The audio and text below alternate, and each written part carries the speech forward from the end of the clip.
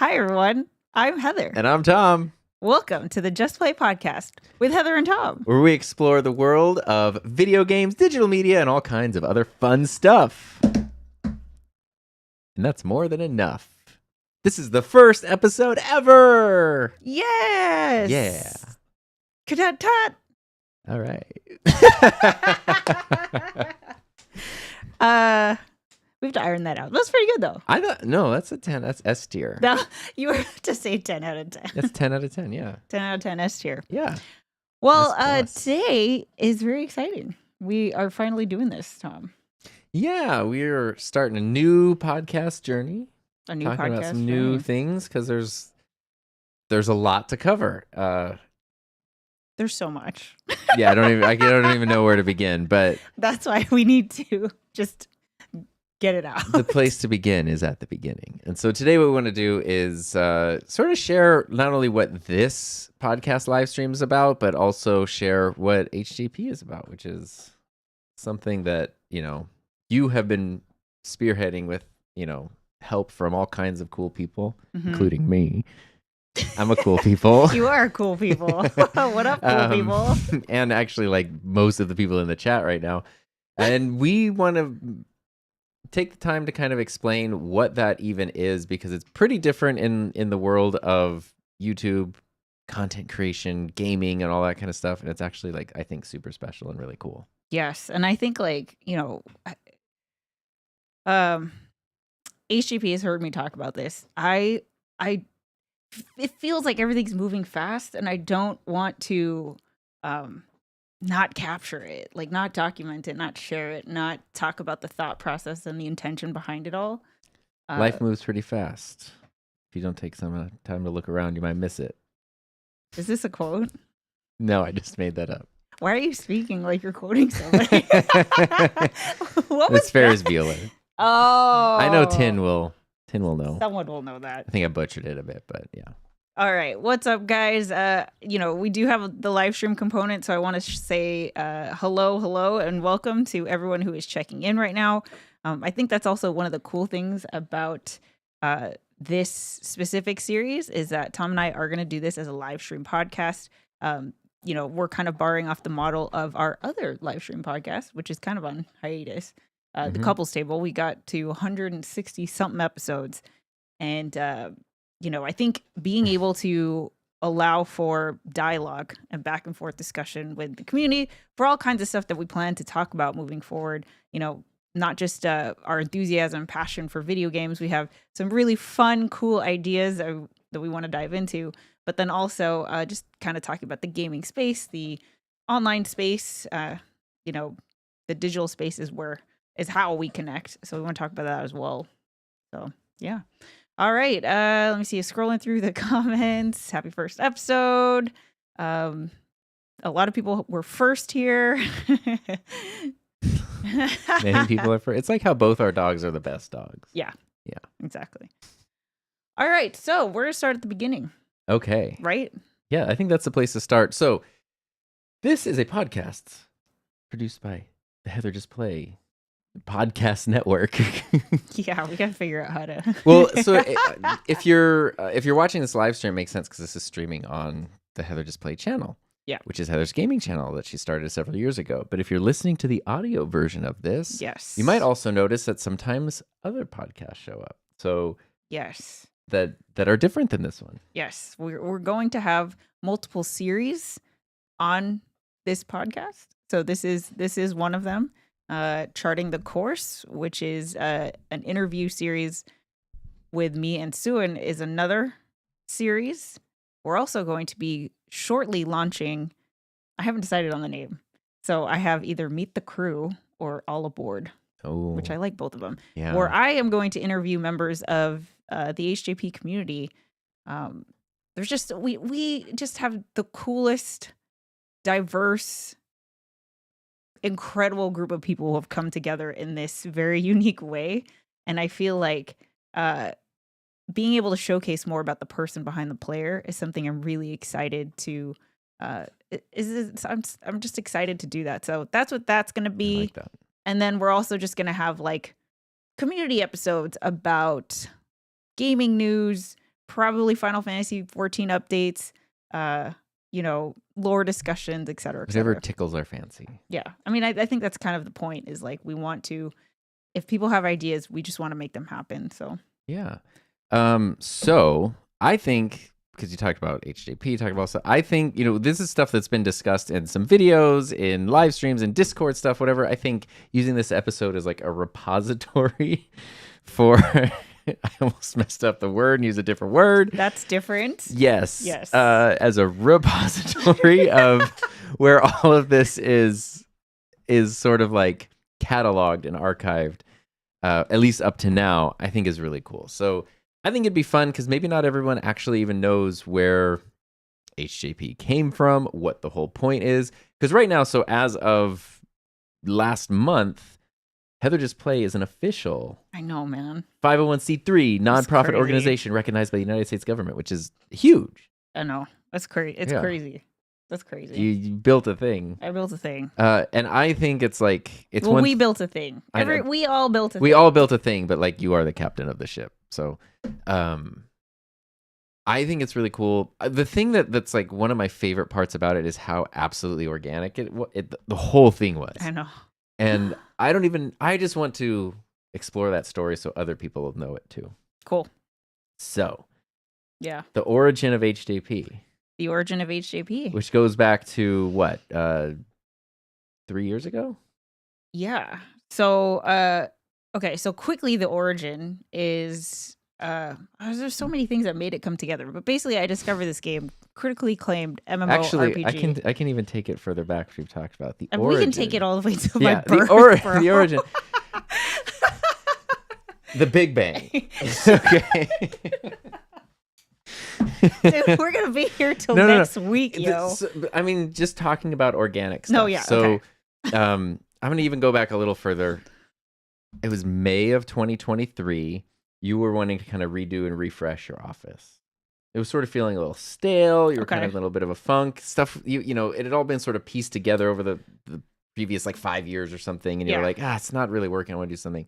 Part of that was I need a nice new monitor.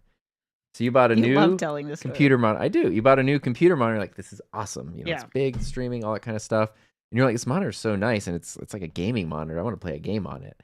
And then you were like, what game do I play? Yeah.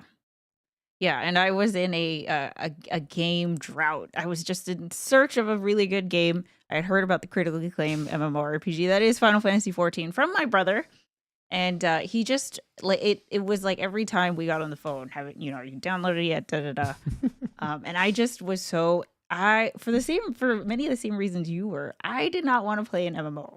I didn't want to play with other people. I didn't want to have to talk to other people, and I was just like, I know it's Final Fantasy, but I know it's an MMO, and I can't. Because you've been a lifelong Final Fantasy fan.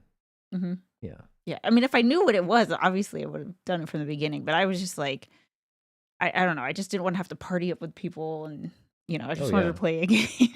So I pushed back for as long as I could. But then, like, my brother just kept reassuring me that you could play most of it solo, and it's a really, really, really, really, really good story. And so I was like, all right, fine.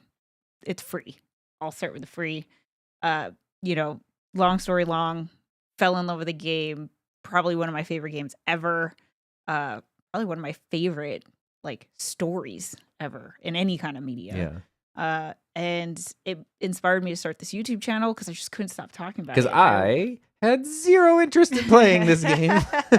It looked way too complicated, way too confusing. The idea that I remember, like, you would be like, because you weren't doing voice chats or anything when you played through the first time. You were doing all like, just typing. And I was like, oh, those are like other people. It's like, no. And like, I'd see that. I was like, absolutely not. No way. I know. So there's no chance I was ever going to play this game. So you needed to get it out. Yeah. And at that point I'd been a content creator for since 2016. So it just was kind of like, well, obviously I'm gonna start a new channel that's all about video games. And me creating content about video games, it's kind of funny because it's like, why isn't that the thing I started with? Because I've been a lifelong gamer, but it just, the idea of mixing video games with a business just felt really like wrong. Right. You're supposed to do all your work so that you can play games. Yes. Yeah. Yeah. It's so funny how that has come full circle. We'll talk more about that. Yeah. But yeah, so I started a YouTube channel, and then it became, am I a 14 creator? Am I only making 14 content? Well, no, I love all these video games. Let me start sharing all these other things and da da da da. Then I took a break from 14. I tried, whatever. Came back to, I don't even know. Oh, I went back to 14 because of you. Yes, this is the So that was 2020, summer of 2022. You started playing Final Fantasy. You did the whole MSQ in 2.5 months, 2 months? Yeah, it was. Up to Endwalker. Yeah. Yeah. And then I went as far as I could go at the time. Yeah, but then you played, I mean, you continued going through for a while after that. Yeah, I got a Realm Reborn relic. Yeah. For anyone who knows that grind, I did it totally solo. But then the channel was, because that was, so 22 into 23, and then you basically took a break, worked on other stuff, all that, because I wasn't playing the games, and then, Yeah, and like the first version of HJP was nothing it's nothing.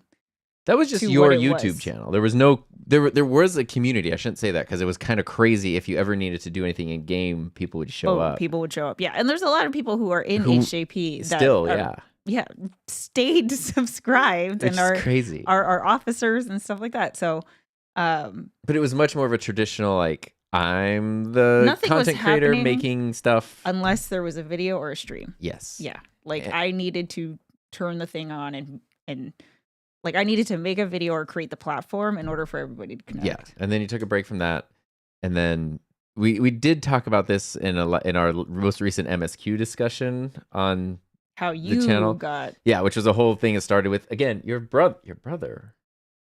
Common factor here gave me the analog pocket. As a whole thing got into RPGs, which finally led into 14 last summer because all these things had finally primed me to be ready to try it out. Yeah. And then I just absolutely loved it. Mm-hmm. And then I was playing and you're like, well, I want to play it again. And then so you dove in and started playing, and then, instantly the passion, now I want to make videos and I want to do the thing. So which is so funny because right before I started playing, we redid your office again. And we literally took out all of the gaming streaming stuff.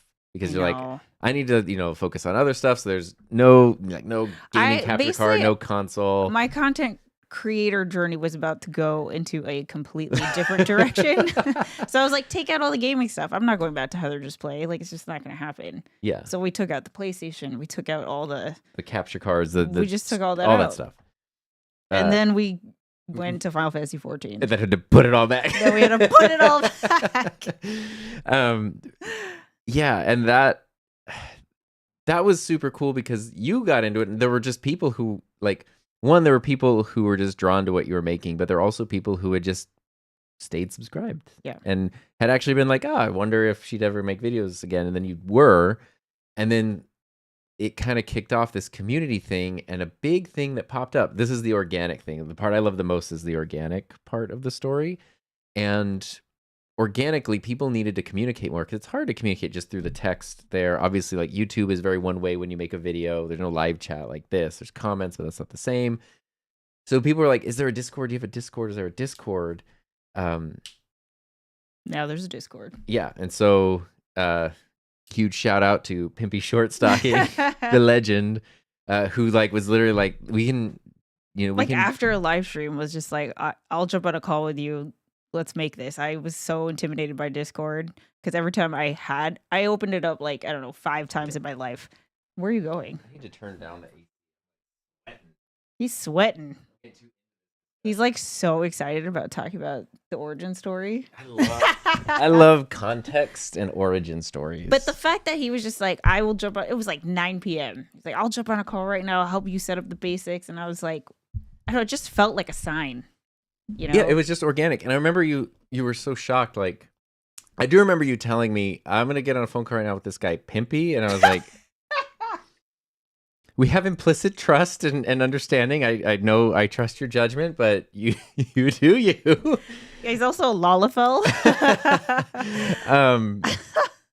But then he he didn't just go like, oh, this is what Discord is. Like he walked you through building it, permissions, roles. To this day, is still like always willing to help. Yeah. Even though you have lost your Sprout status as a Discord, you can put together a server very well. I don't know about that, but that was kind of the first thing where it's like, I think there were these moments prior where if you wanted to do something, you needed something, you logged into game, and suddenly people watching the stream would be there, and it was like, wow, this is crazy.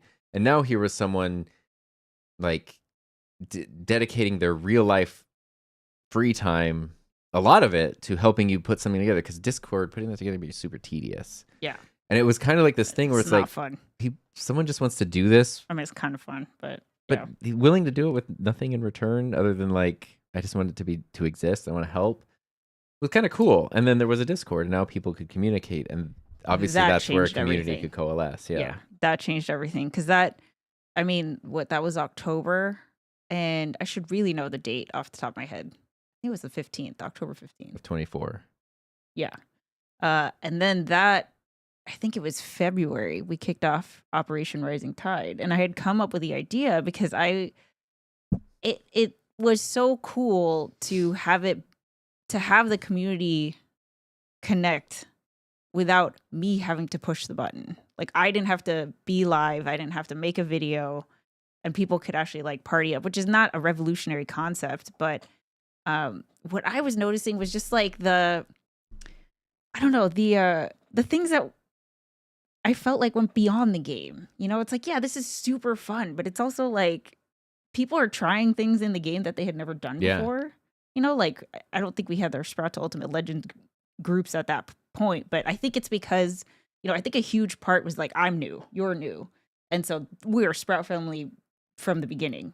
And the like philosophy or the approach, I guess, of like, okay, you might not have been into glam before, but let me just share my passion for it. Right. And I am all for all of it, like I just want to hear you talk about the thing that you want to geek over. Right. When someone's like just excited about something, I almost don't care what it is. I don't care. Yeah, exactly. It's just like, I like seeing people light up about the thing that they really care about. It's super contagious, and it was in a good just over and over and over again. And then that was Operation Rising Tide, and we had can't remember. I should know this off the top of my head, but we had like, many member-driven events that I could not have done on my own.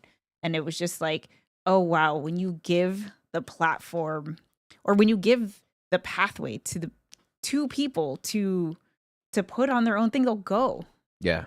They'll go, right? Really. And the thing you and I kept coming back to was like the original thing when putting the Discord together, like we kept almost feeling the need to like reassure people, like, you don't have to do this. It's you don't feel obligated, but it's like the idea that people actually wanted to voluntarily spend their time not just like playing the game, which is fun, but when they did want to go above and beyond, like, oh, I want to lead a group, I want to do a workshop, I want to share something, explain something. It's like that actually takes a lot of effort to put together. So much effort, and it's so much like risk. Why would you put yourself out there?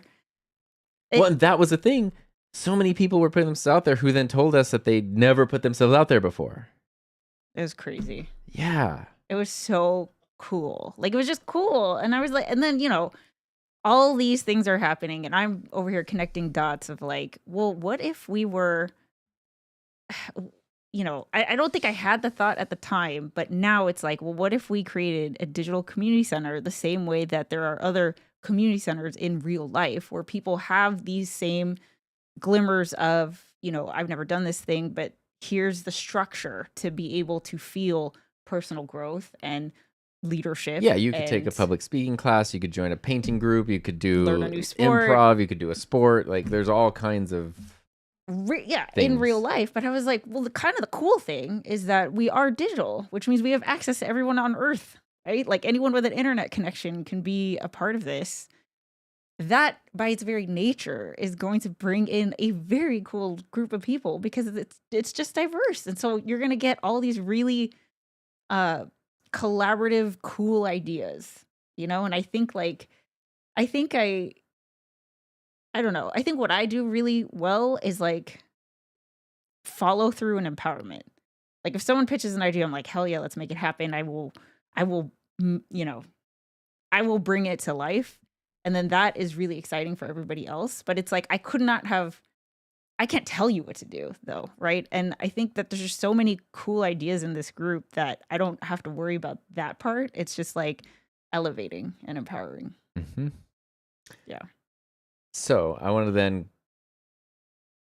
go from there to the leap to actually making an official organization, but I feel like there's a whole bunch of stuff. Okay, let's check in. Let's see. Well, it's not too much. Gma's here. What's up? Kay, Hey. Bree, Church, Violet, Tin, Cirilla. Hello. I think I said everybody. The total. A late night call with a Lollifell pimp from Ulda. What can go wrong? It sounds so sketchy, but so wholesome. I remember the first time I asked you if you guys had a Discord or not, then you straight told me no. Then Pimpy comment to offer so went up. From there, it was very magical. Yeah, because you were like, I don't want to figure this out. I don't want to deal with it. I mean, we've even tried setting up Discords for other channels in the past, and it just like... So if you look at my Discord channel, it's two. One is for the couple stable. Yeah. One is for the YouTube Huddle Up, which is another live stream show I did. One is just me and Kat, which we never use. And that was it. And then the other one I had was HJP. Yeah, I had one for my channel for a while, and it for me it was something I struggled with. Which part of me now, after all this, I'm sort of curious about like. Oh, do it, do it. Well, what I ended up doing is just I built an old school PHP BB message board, and that is the thing, which is very different, and it is very fun. Although I hate that I'm admitting this, but I also see like the limitations of the old school way. We've graduated for a reason. Tech has but then I do go on Discord sometimes. I see the ads everywhere and I'm like, you know what, ain't nothing like that on my PHP BB board. Yeah. Anyway, all this stuff that's happening took a lot of time, right? Like it was other people's time, but it was also our time, and especially your time. Yeah. And like Operation Rising Tide was like the 6-week initiative where that was the whole thing, like a rising tide lifts all ships. So it was, if we don't say no to essentially any idea, everyone tries everything, but we're all sort of like committing to these things for this 6-week period. And then we see what happens at the end. Do you want to keep doing it? Do you not? And it was insane. Yeah. Like it was crazy. I remember just looking at you like, look what's happening. It's like, it's happening. Yeah, I mean, voice chats are there's just events. It got to the point where it's like events. It was a struggle of like overlapping events, and people couldn't go to everything, and like growing, like serious growing pains. And then FOMO, that was the thing we all had to deal with. Which I think it was so good because I remember like when I started my YouTube channel in 2017. Something I made like 6 or 7 videos, and then I did, because of you, I did a 30-day upload challenge where I did 30 videos in 30 days. Yeah. And that was so incredibly helpful. It didn't like grow the channel or anything, but I felt like just personally, I like condensed 6 months worth of like lessons and skills and growth into 30 days. Yep. And I feel like Rising Tide took like a year hard. And smushed it. Yeah, but so freaking worth it. Like it's just, I think putting any kind of challenge like that it's exhausting, but it's like you could have learned all that like in a year, and then you just crunch it in 6 weeks. Yeah, and that was just hugely valuable. But then that's not sustainable. No. So then comes the question of what's next? What's next, and how do we like sustain it? Yeah. And traditionally in the world of YouTube and gaming and all that kind of stuff, you go the content creator route. That's the route I go on my channel. That's my full-time job. Yeah. And that's your skill set. So like it makes sense. And that includes what, like ad revenue, sponsorships, never-ending growth of the merchandise, channel, memberships, growth. Yeah. Yeah. Like all that kind of stuff. The content creation hamster wheel. Yeah. Which that is, again, my full-time job. So it's not that that's bad, but I thought it was interesting. There was something despite your name being on the thing, you're so adamant about like, I really want this to belong to everyone, and I don't want everything to hinge on me. Like someone wants to do something, but they can't if I'm not available to do it or to stream or to do whatever. Like I want it to belong to everybody, which is very different than what you normally see. Yeah. Right. In a content creator space. Right. And it's taking up, it's sort of like, so for those who don't know, before I did YouTube full time, I was a teacher for a long time, and I started my YouTube channel just for fun while I was teaching, and then the channel grew and teaching, and so for a year or two, I was basically working two full-time jobs. Yeah, And that was not sustainable. of course. And that's where like I really became into the idea of sustainability. And so I had to make a choice. And it's like, okay, stable career, which is the thing that, kind of made a lot of sense. But health insurance. yeah, this other thing is kind of like a once in a lifetime, like it's not going to I can't just put that off and do it in a few years. It's fleeting. It's like hop on the train, like right, it's here. Otherwise you miss it. And I figured I would really, really regret that. So then I switched there. I feel like a similar thing happened Totally around the time after Rising Tide. Cause it's like, okay, HJP is growing. It's doing this. It's demanding a lot of time, but you're doing, traditionally you have other you have other channels, the content creator stuff, client stuff, all these things. And it's like, it was sort of the same decision. Like, what do I want to focus on? Yeah, because I couldn't. The thing about HeatherJustPlay is like I know I could have gone the I don't want to say traditional in the content creator world, but yeah, traditional content creator route of monetization, so that I can be able to give it the same amount of time that it was. But I just didn't. Nothing about being a gaming content creator or a fortune creator especially was appealing to me. Like I just didn't want to be the person that covers like patch notes or reacts to things. Like how long did it take me to get over like crying on camera? Like that was like, I was just like, I don't want to be the person. There are people who like cry on camera for the views, right? And that's fine. I'm not saying that that's a bad thing. But for me, it's like, I don't want to do the performative, manufactured, clickbaity thing. Like I just didn't want to do that. And so, if I could have avoided that, I'm sure. But at some point, if you're going to do this long-term growth, constant content, like you're going to have to start using the words of like the best, the worst. Like you're gonna have to start making those kinds of videos, and I just didn't want to. Why are you laughing? I have the best in so many video titles. But it's different. I think with your channel it's different because it's like yours is so you're a teacher, right? So you are teaching in so many ways, and it's informational. For me, for gaming, it's entertainment first. It's entertainment first, and I don't want to be somebody's entertainment. That's weird to me. It's like it's just not my thing. Like I watch content creators. I'm subscribed to them, and I am in constant admiration for them all. But I don't know.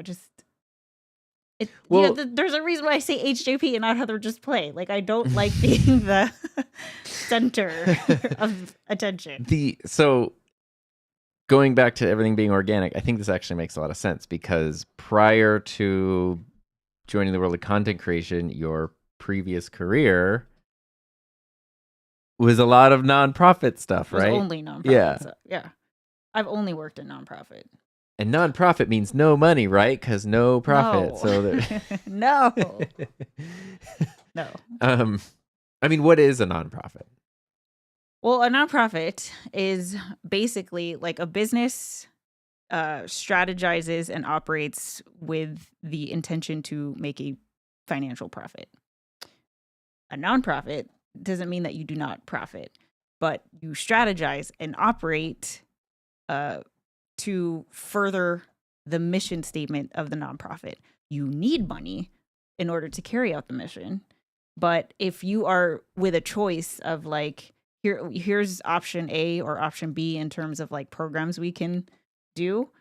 If one is strictly to like make money, but it's not in line with the mission, you cannot. It is illegal for you to pursue that. It is literally illegal.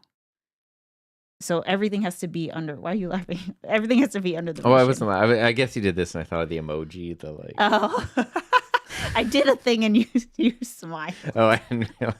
I just thought of that like. Yeah. So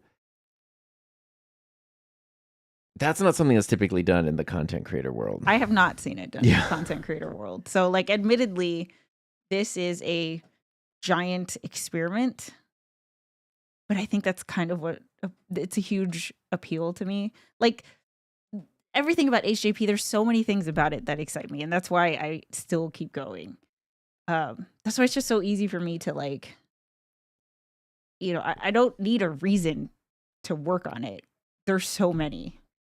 But one of them is, like, I have not seen the fusion of taking a content creator online community space and using a nonprofit model. Right. I've not seen an example of that. I've seen content creators fundraise for nonprofits. Mm-hmm. Not the same thing. Right. And I've seen nonprofits use YouTube channels or create content, create podcasts. That's not the same thing. So being able to, like, fuse these worlds is very interesting to me. And I kind of just want to be not an example necessarily, but like the guinea pig, you know, to show, because I do think that there are so many really good content creators that, like, they create really positive, inspirational content that I feel like should exist in the world, but they can't do the like algorithmically content hamster wheel kind of thing. Sure. Like, well, hey, consider this model. Yeah. I lost my thought. I had a thought that I was like, this is what I want. Here, I have a. This is where I want to go with this. This is why I always have the paper and the pen, just in case. Oh man, it was like the perfect. It would have been perfect. Let me tell you. In another timeline, this is now a Pulitzer-winning podcast. I mean, it was just I was. I know what my point was. I was thinking of. So something I learned really early on, and you know we learned together early on, was in the traditional content creator world. You want to make money.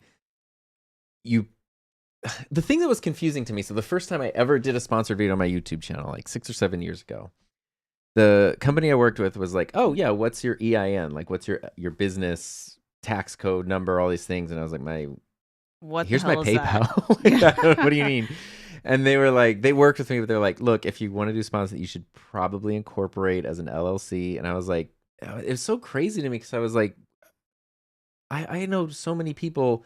I'm sure that the giant channels have made themselves into companies, but like all the people like my size and smaller, whatever, like they're all doing that. Turns out, yes. And I was like, what the hell? Like, nobody told me. How would you know? How would you know this? And so that's a thing that you do. You need to essentially incorporate as a business entity in order to make money through as a business. What's crazy though is like, so you and I did that. We put together an LLC, ShareSpark Media LLC, and every year in like January we get tax documents from another LLC called Google. Those are very different organizations that are both under the at same a core level structure. the same thing. Yeah. I was thinking about this last night because I was thinking, you know, when it comes to nonprofits, what you just said, like traditional businesses have to have like kind of constant growth. Maybe a small mom and pop shop can go with like steady things, which would, you know, I like, but traditionally in the business world, it's like, and that's the problem with like, you know, the whole public like shareholder model is like, we need infinite growth quarter over quarter forever, which is just not sustainable At some point, possible. you cap out, bro. Yeah, like finite humans on the earth. Yeah.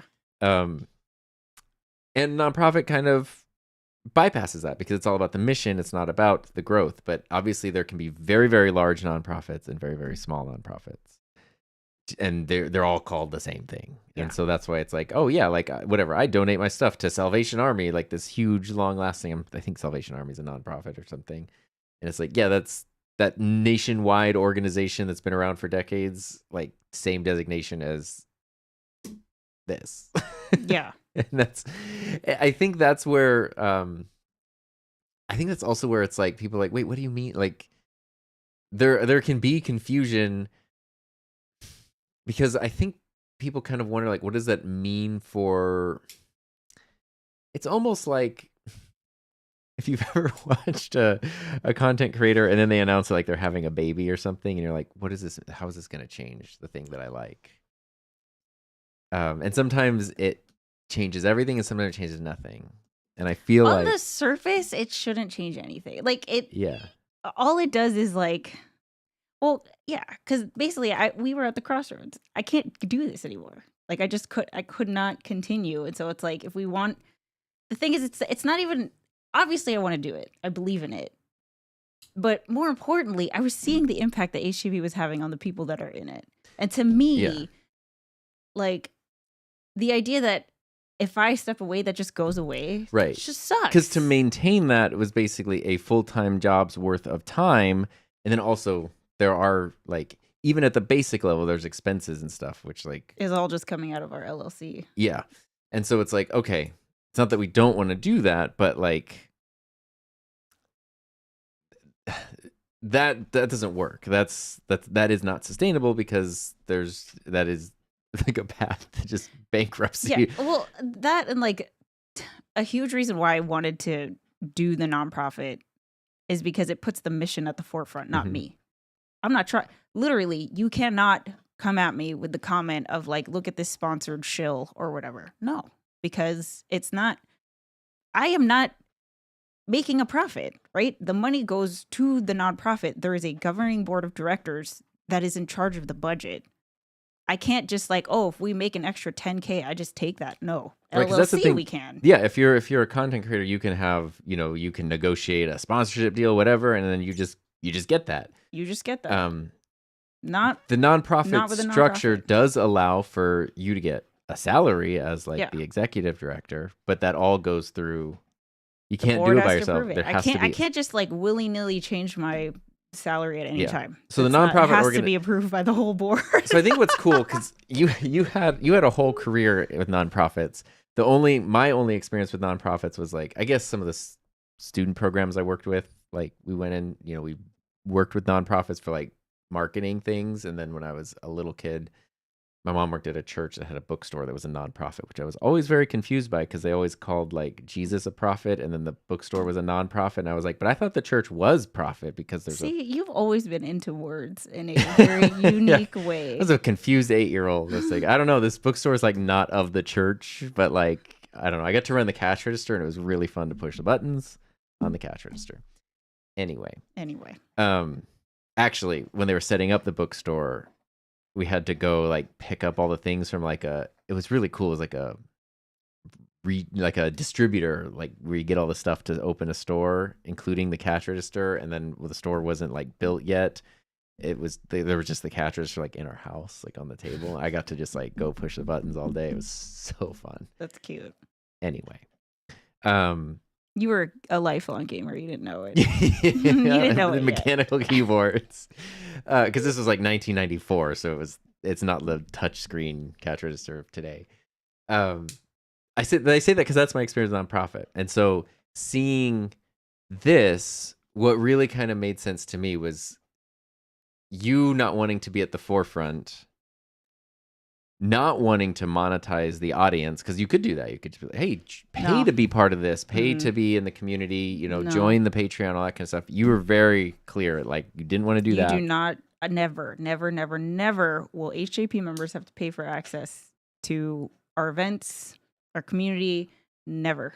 And for the sustainability part of like, in terms of just paying bills and keeping the lights on, it's like, well, I could just go back and do my client stuff and do my typical content creator thing, but then this goes away because there's not enough hours in the day for both.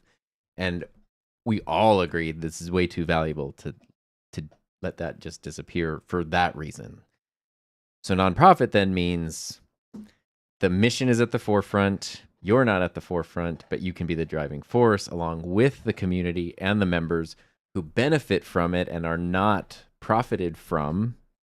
Yes. And then it can be Exactly. sustainable because it can be a way to actually earn, to earn a living from. So putting in the time. not profiting off the community is like a huge reason for me going nonprofit, because the thing with the content creator space is that it is still the wild, wild west. There's no ethical code. There's no governing anything. There's however content creators want to run their business. It's just however they want to run their business. Right.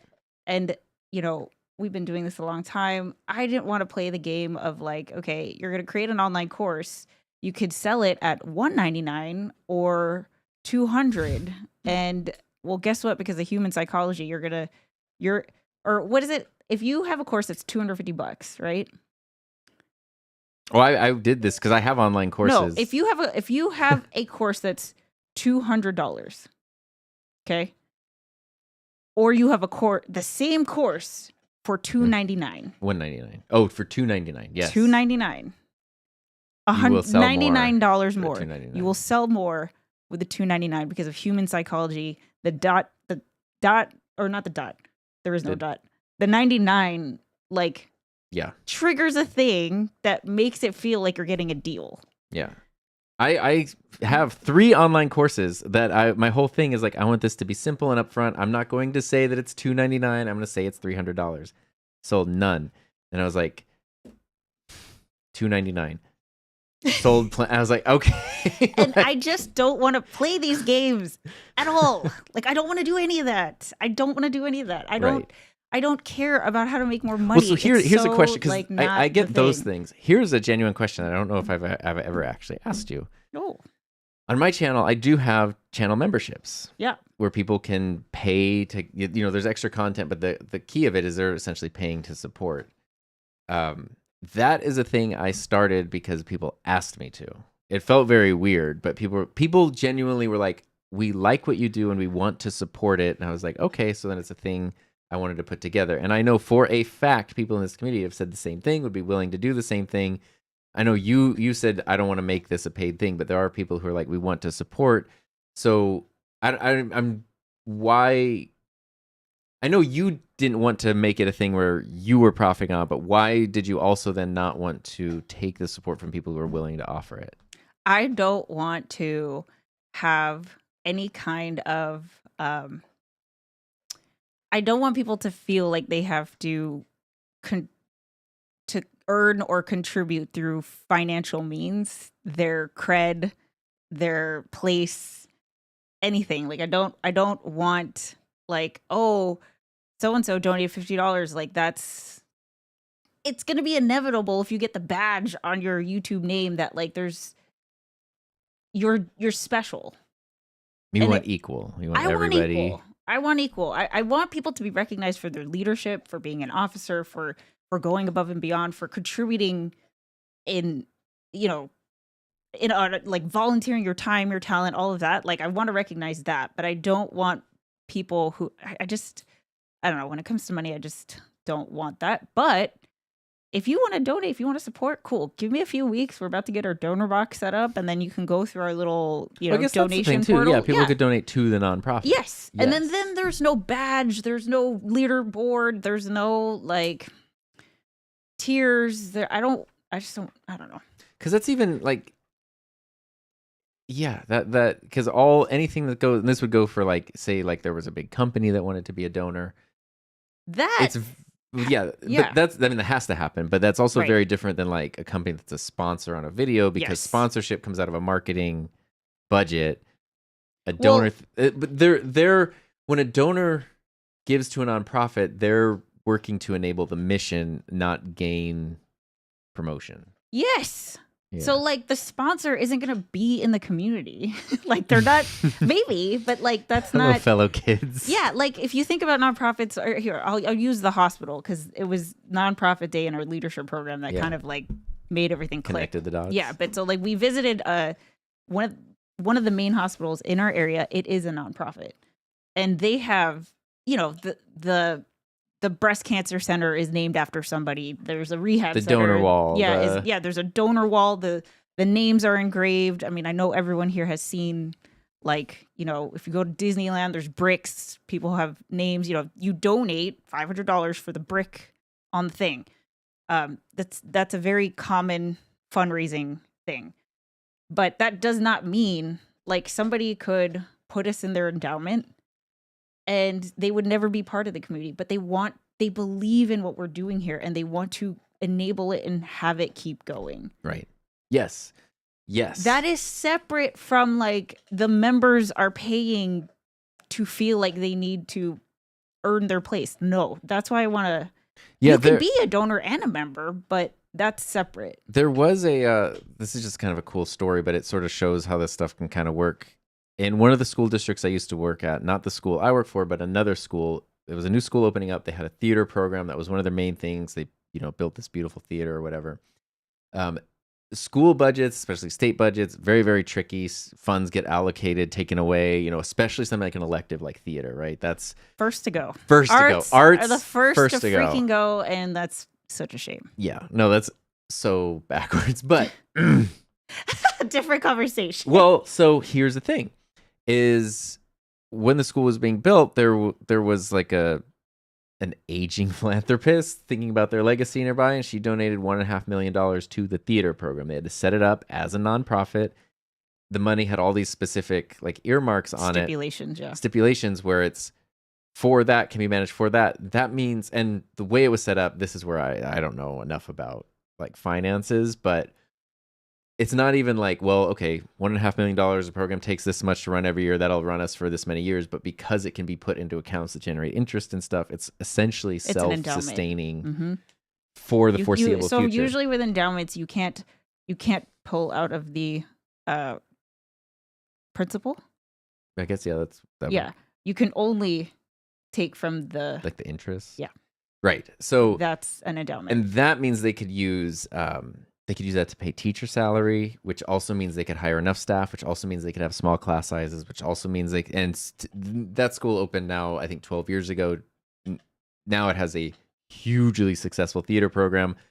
I'm not 100% sure that the donor's with us anymore, but her name is on the building and the program is still going. Yeah. And it has weathered so many like economic storms and crises, went through a whole pandemic. You know what? Performing arts and theaters not happening during a pandemic, but the program still gets to exist instead of being shut down and rebooted. And that's because somebody decided her name's on the building, but she's not in every play. So that doesn't mean I get the leading role in every play or anything. Exactly. You just enabled the thing to continue. It's the same thing like if you donated to your local food bank. Like I have not, thankfully. Every can of beans has your picture on it. No, but my thing is like I don't have to benefit from the nonprofit that I'm donating to. Right. Like I am literate, right? But if I donate to a literacy nonprofit, like that doesn't, I'm not going to go take the classes, right? Like I'm not going to. But you want other people to become literate. Right. So I'm not someone who thankfully has ever been hungry. We don't experience food insecurity, but I believe that people should, if they're experiencing that, there's a place that they can go to. Right.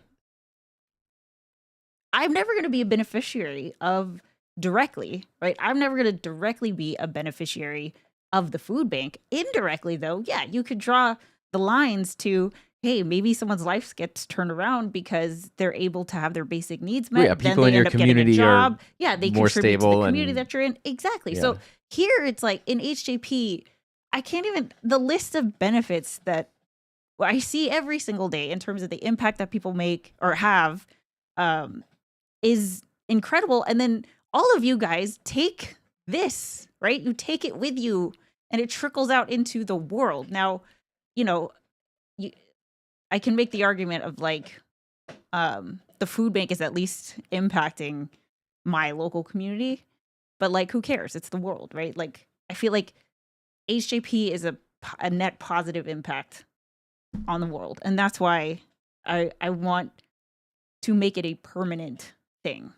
For all the reasons. Like, yes, we were built on the foundation of Final Fantasy XIV. I think there's a lot of the story and aspects of the game and the community that really kind of lend itself to HJP, but to me it's just video games, right? It's video games, but it's also the online component of how many nights of the week do we play with people who are not in our same state? Yeah. Right? And just knowing that you guys have all your whole life experiences, we have our life experiences, but we're getting together to try to collect the loot in this abandoned building, put it in an extraction point, and then like figure all that out. That's like, to me, how is that not empowerment? And so, okay, I can go on and on about that, so I won't. But I think you can. We can have a lot more episodes. Don't worry. But like that's the idea of HJP is like, I think that video games still to this day have a stigma on it where it's indulgent. It's this, it's a fake fantasy world. Like you're wasting your time playing in this fantasy world that doesn't exist, or video games make you violent, or they perpetuate behaviors. And, there's real life examples of the negative aspects of, not playing video games in moderation or whatever it is, right? But to me, as a lifelong gamer, I wouldn't be who I am without video games. Combine that with the tools that we have in 2025, which is Discord, the internet, social media, digital media, being able to connect with people all around the world from different time zones, which basically allows us to amplify all the positive things that you can experience through video games. How cool. Oh, it's amazing. I don't know if I'm making sense. I feel like when I talk about it, I just sound insane. I don't know. No. I mean, like, I feel like we have a lot to go through. We too, do. by the way. And so the thing I'll say before we do that is, like, I think the reason you may be feeling insane is because video games have like a connotation. I mean, they've been around for 50 plus years at this point, like some version of video games, Pong, whatever, up to, Final Fantasy 14 and beyond. But especially like people our age and in and around there is sort of like a stigma and a stereotype of like, the person who just lives in their parents' basements, play video games all day. Video games are the thing you're doing when you should be doing something else. Yeah. Versus like all kinds of like, why can't the same thing that you get out of playing sports or doing drama or the arts, like how is that I can't. Yeah, I mean, and you know what, you Mhm. Mr. President of our board of directors That's are me. a perfect example of someone who discovered video games as an adult. I mean, I was very into games as a kid, and then at age 13 just stopped playing games till essentially age. Which is why, no offense, I don't consider 37. you a gamer, because to me, the way that you describe your childhood is like video games were among the pile of toys. But it wasn't like... No, it was really intense. So here's the thing. I don't know if you even know this. Oh, really? Yeah. let me do a little We storytelling with here. the comments here, right? Okay. No, go on. No, I want to tell my story. Tell your story, I just quick story about Nintendo 64, which was my best friend when it came out. Your best friend, yes. My parents were divorced, so I spent a week at each parent's house, Yeah. through age 9 through like 13 or whatever. I kept every box for every accessory. Maybe this is why I have a hard time throwing away boxes.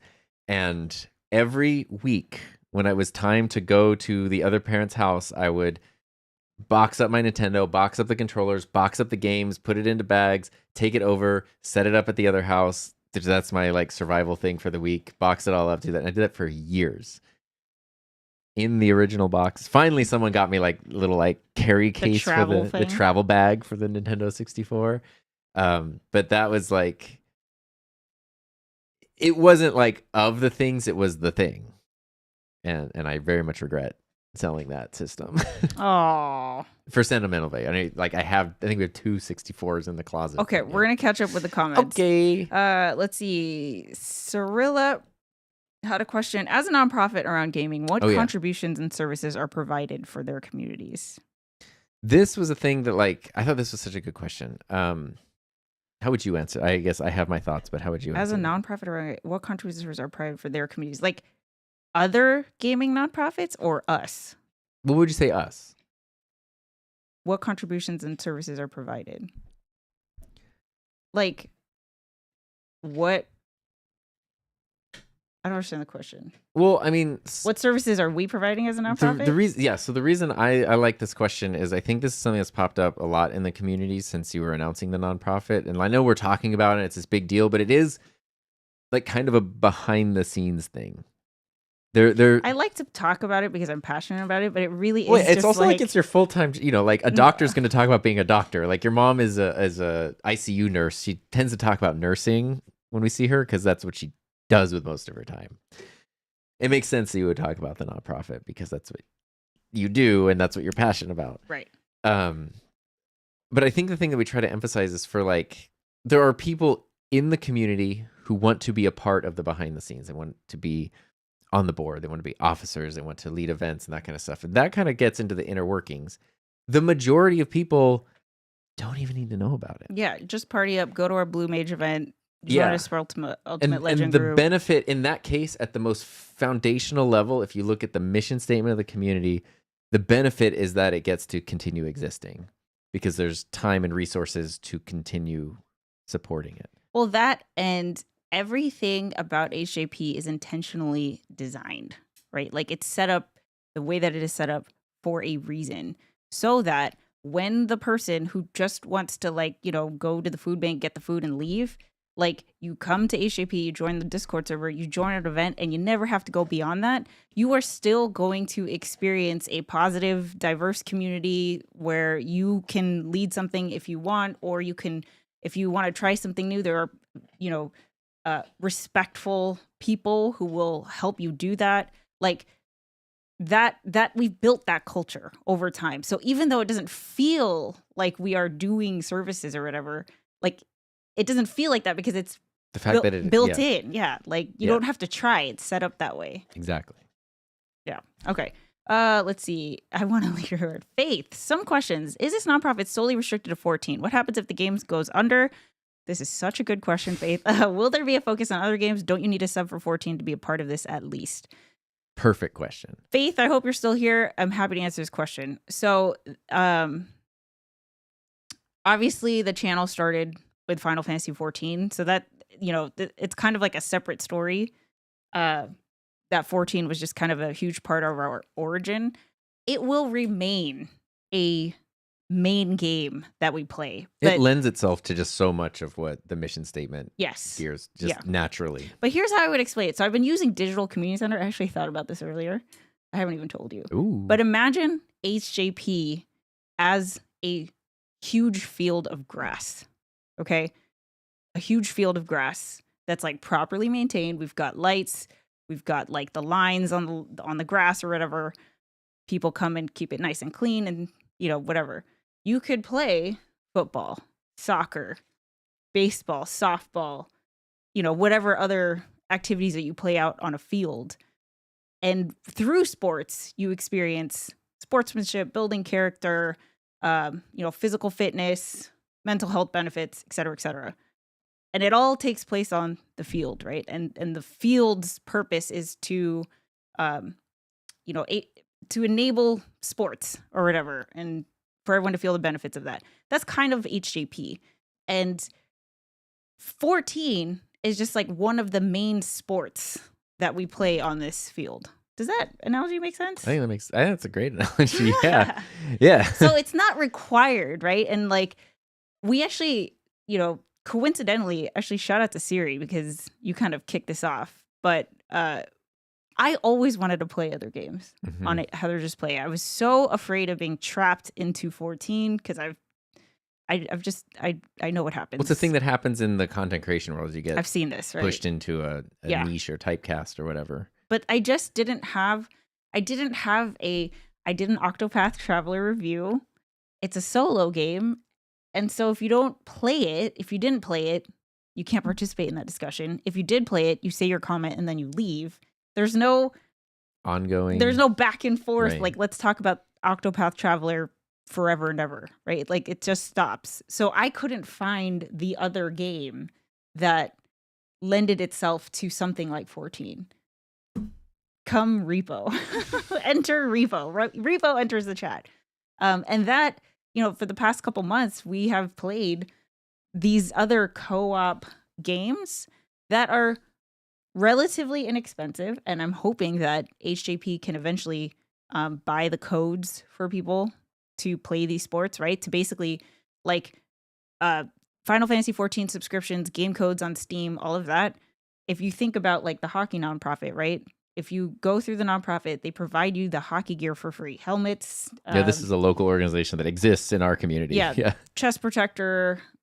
Skates, the pants, like all of that. They provide all of that for free. That's several $100s, right? We're doing game codes. It's $10, right? And so when you get the hockey gear, you can play hockey and you can participate, be a part of it, experience all the things. By giving you a whatever it is, time card for 14, you can experience HJP events for another 30 days. Or if we give you the $10 Steam thing for repo, you can participate in all of our repo events. Like that's the hockey equivalent, one of the hockey cure equivalents. So to answer your question, 14 is a huge focus, but I'd really like to. I feel like we've done a good job of focusing on the fact that we're a field that has multiple games, and we are open to all the games. I know Arcana did Guild Wars 2 and Palia. We had Pal World recently. We're open. They also It's just whatever like you guys complement want. each other really well because like I did 14 from when I started last year to I guess started playing Repo in like April, and I did a couple voice chats like when we absolutely had to in 14, but it's not my favorite. And then Repo you have to, and I remember the first time I was a little bit nervous, but it turned out to be incredibly fun. And then now it's something, whether it's Repo or Peak or Lethal Company or whatever, it's something I genuinely look forward to. It also, I think it's because it's a different circumstance than like what was happening in 14. It's a different like context of interacting with people, and the way you interact is different. Yeah. That then I got to like know people who I knew for many, many months, but now I felt like I knew them in totally different ways, to the point where then not only do I just feel closer to them, but also now when we jump into 14 and it's like, oh, do voice chat or whatever, it's like, oh yeah, like those games have helped the other, like it's all built everything, I think a part of it is also like I would consider myself kind of like socially, I don't say socially awkward, but like I feel awkward in social situations. But with Repo and Peak and Lethal Company, you have to voice chat in order to play the game. So there's a purpose, right? But with 14, there was a lot of like, we don't have to do voice chat. We're just like kind of hanging out. And so I felt the pressure of like, what do we talk about, guys? Like there's awkward silence. Yeah. Well, there is genuinely also a charm in like the 14 experience through chat. Like there's something that's just kind of like special about that. I love that. Yeah. Yeah. It feels like more like chat. your Warrior of Light is talking rather than you. Yeah. Tin's helping answer the question. Cirilla, would you guys be open for donor opportunities? I'd be happy to donate a tiny bit, like the cost of a coffee, because I love the community so much, but I have no ability to contribute financially. I feel like you definitely don't need to. That's super sweet, but like you contribute. Oh, this was actually a thing. Check it out. In our leadership program that Heather mentioned, when we're talking about Nonprofit Day, one of the executive directors from an organization talked about the way people can contribute is time, talent, and treasure. I told Cirilla this, yeah. Okay, yeah. Obviously, there's that you can contribute your time, your talent, and treasure is money. You give a lot of time and talent. So much.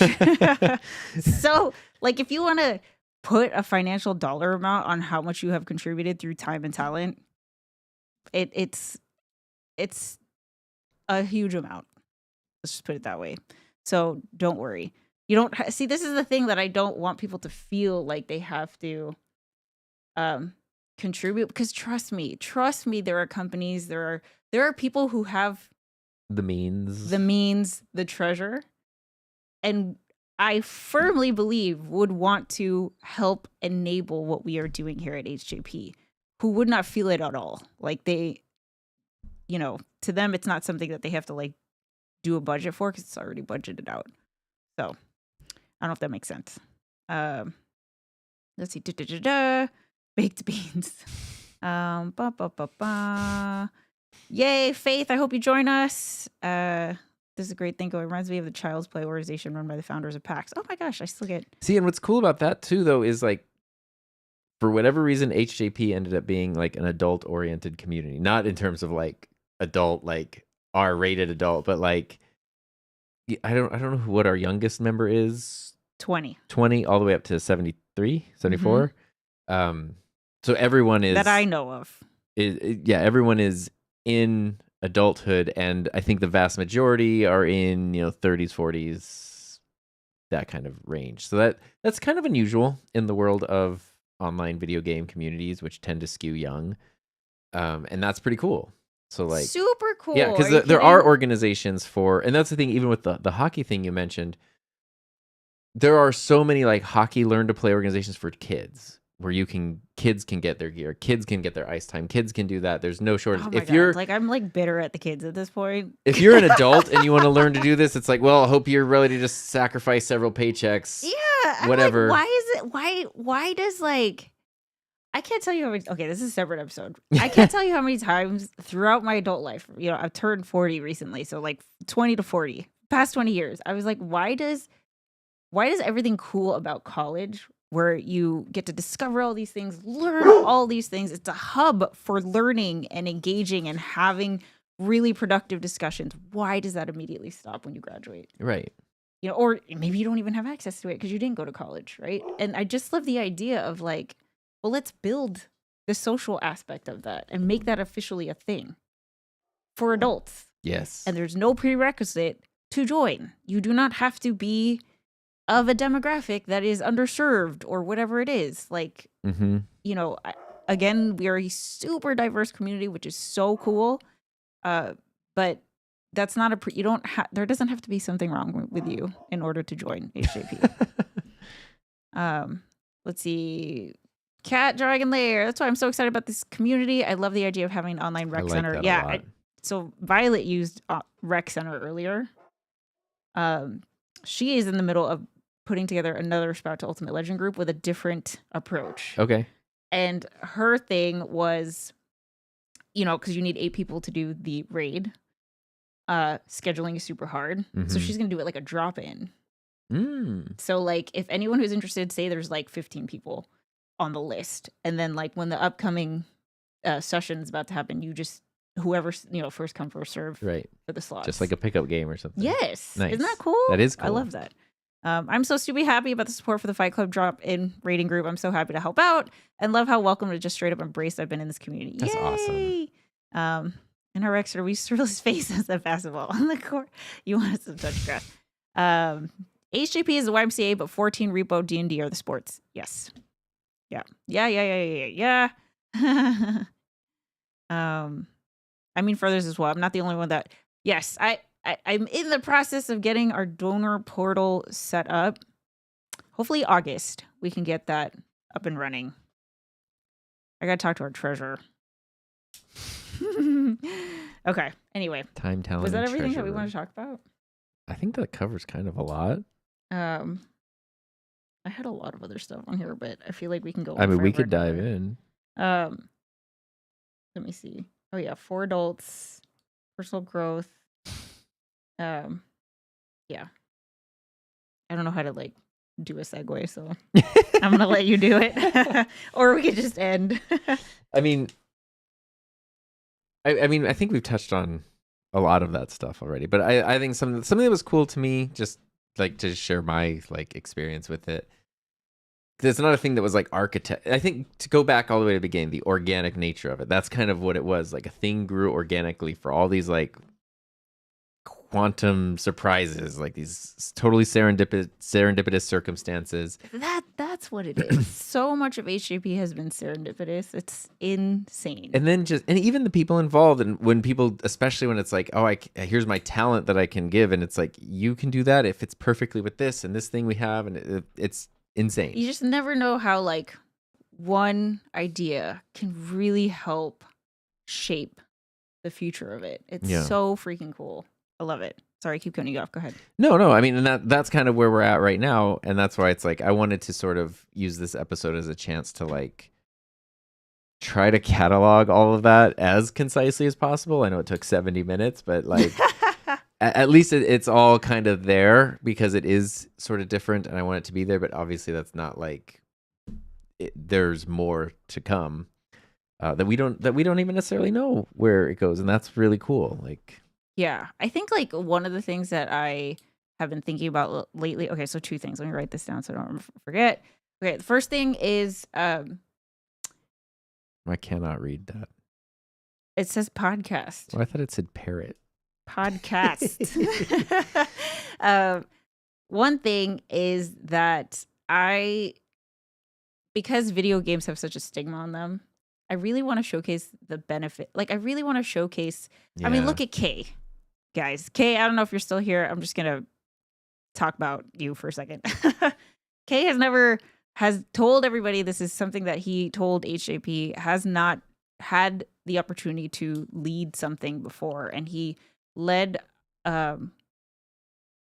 was it our first Blue Mage event? Eureka?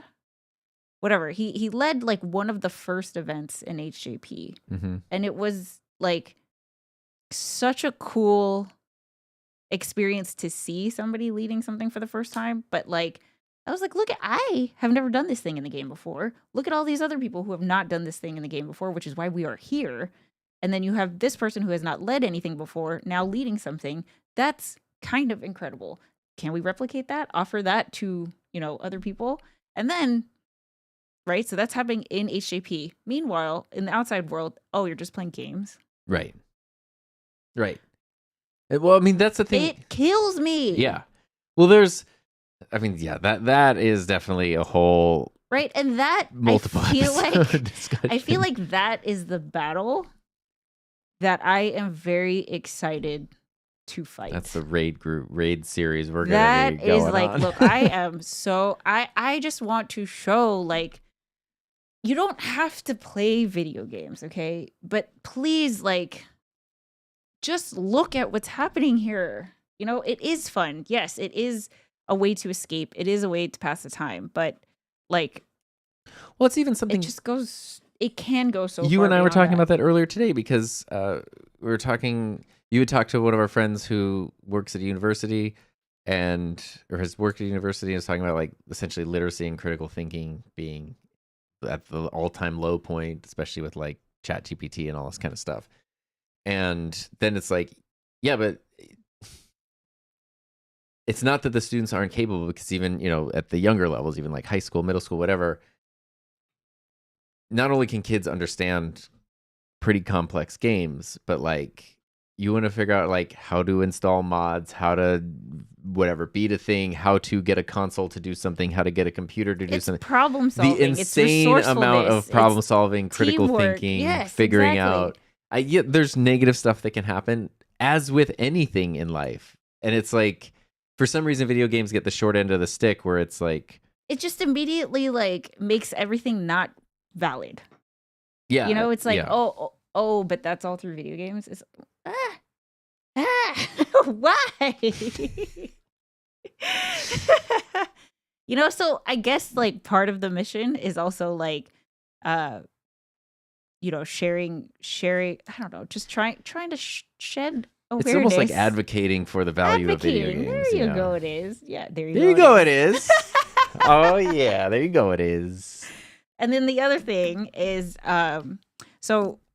this is a podcast that we have, the Just Play podcast, part of the HJP Productions. We have Charting the Course. We're going to have the Meet the Crew. We're all aboard. Can't decide on the name yet. And then like our other podcast episodes.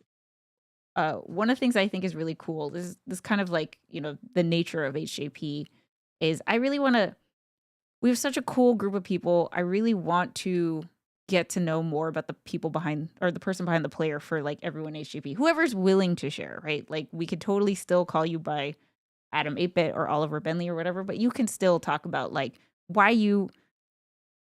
how video games have shaped you, how video games have, I love that. Yeah, like have had an impact on your life. Why are video games so important to you? What, how has it played a part in your life? Stuff like that. So one, we're sharing stories of humans, right? This is not AI, it's real stories, but from people who aren't necessarily going to pursue content creation. You don't have to go and like create a whole channel, but here's an avenue where you could still share your story that can inspire somebody else, right? Your story is worth sharing. I have believed that since day one. And like, you don't know if someone hears your personal experience and just like, they might be listening to it and be like, oh my God, that was me. Oh my God, that happened to me. Oh my God, I totally get it. I've been there, blah, blah. And I just like that we are allowing that to be in the world. Yeah. I love that. I mean, I think And it's like, yeah, that's a podcast.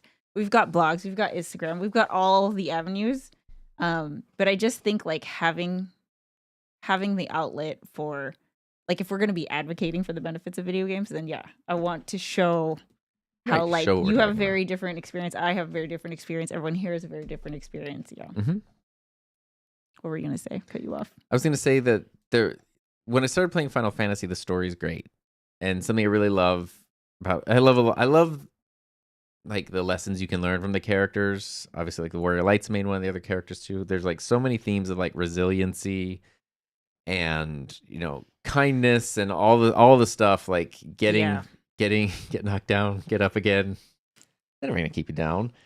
But like I love that. I thought like the I guess just the resiliency of like spirit, which just becomes a bigger and bigger theme as the game goes on, is super cool. And so it was fun to like play that game. And then there were times in life, in the real world, where it's like something would happen, and I would literally have a thought. I'd be like, what would the Warrior of Light do in this situation? Not that it's this big epic battle, but it's literally like a chance to help, a chance to not help, a chance to get upset, a chance to be understanding. Well, like stories are where you learn how to navigate the world. Yeah, and so that's awesome. Yeah. Jumping into then the community and getting to know people, and then even especially in like Repo, like seeing, you if you spend a lot of time dead in Repo and you watch what other people are doing because you can spectate the remaining players, sort of see how people play, and you sort of see characteristics of like people who are very sort of cool, calm, and collected, very diligent, very like I don't know what it is, where it's like we all do different things, and it's fascinating. I see things that I admire in other people, the way that they play, the way that they chat, the way that they interact, that then I admire that, and I want to incorporate those qualities into myself more. This personal growth through play, baby. This whole process of discovery through video games, this is what it's all about. Okay? Look. That's perfect. Yeah, and it just happens because we're playing Repo. Or it happens because we're playing Final Fantasy. So don't freaking tell me that it's just freaking video games, dude. Here's slightly more too. I know there are studies that show video games do improve eye-hand coordination. And even I have noticed, because I do play hockey, I'm a goalie. Hockey in general, especially goalie, tons of eye-hand coordination. Yeah, of course. I have noticed on days when I play Repo before playing hockey, I play better hockey, because Repo has a lot of like stuff going up and a lot of like clicking, at the right moment. Like it really turns on the I think we've told this story. The coordination thing. So Tom put a server, for those who know how to play Repo or who have played Repo, Tom put a server in the extraction point and started tipping. And we're playing side by side, his immediate reaction was he stuck out his glove hand in real life to catch the falling server. It was before I even realized like what happened, and then I was like, oh my god. And then you were like, did you just That was incredible. Yeah, but I mean even that, like literally it's a thing that I can play Repo, and I can find myself being like mentally warmed up, I guess a mental physical connection warmed up in a way that like actually literally benefits later that day when I'm like trying to catch a puck or whatever. That's crazy. Yes. It's awesome. I mean, there's so many things. Yeah. Those are just a couple personal examples from just me. Yeah. There's a lot of other people. So, let's see. Let me just check in. Faith, I watched this video the other day, and while it had a dramatic title, War on Adult Hobbies, it made a great point about hobbies shouldn't die as adults. That video just popped up in my feed today. I was going to watch it, but I didn't. So now I might want to watch it. I would love to come on the podcast. I just haven't had a chance to post in the Discord. Okay, I have not done a post on it. I will. And actually, I guess we can announce this now. Should we announce it? No, actually, I'm going to wait. I don't even know what you're talking about. I was going to talk about the August 31st thing. Oh, yeah, we should wait. That's exciting. Yeah. Teaser. So that's what they call tease in the business. Tease. I will let you know as soon as somebody else announces it, because it's their thing. And when they announce it, then I can announce it. That actually makes a lot of sense. Let's see. I did something similar when a server was flying. I tried to catch it like a FOMA. When Repo and real life start to blur together. Yeah. Hopefully that's the extent of it. We don't see Robe coming in through the door. Anyway, so that was fun. This has been a great. What can we expect from future episodes of the Just Play podcast, Tom? Well, I think there's a lot more chance to have discussions like this, which are, a little more nuts and bolts, a little more behind the scenes, behind the curtain about the community, HJP, but also, as we said at the beginning. Let me just follow up on that. I want to emphasize, I am very excited about documenting and capturing this whole journey of Heather Just Play because, again, I think we are doing something unique. I think that's why it is so confusing because it hasn't been done before. But, well, at least that I know of. So that's fun. It's a new story. Yeah. And also, you were saying?